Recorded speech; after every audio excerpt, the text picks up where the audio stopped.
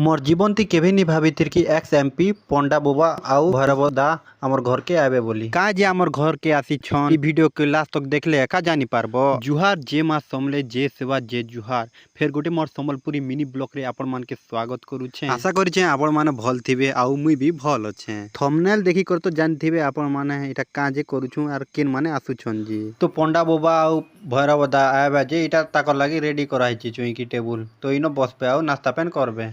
तो मुई इटा देल घाटू छे कैसे कि मोते देल घाटबा लगी कही थिले मोर बहन हमर बाड़ द्वारे रंगोली काटू छे और हमर छोट निनीटा बिगड़ावा के चाहू छे। तो देखि पारु थिबे छत्ती अच्छे आलू अच्छे पटल अच्छे करला अच्छे मुनगा कुरकुएट कड्डी ई सब आइटम बनबा हमर घरे।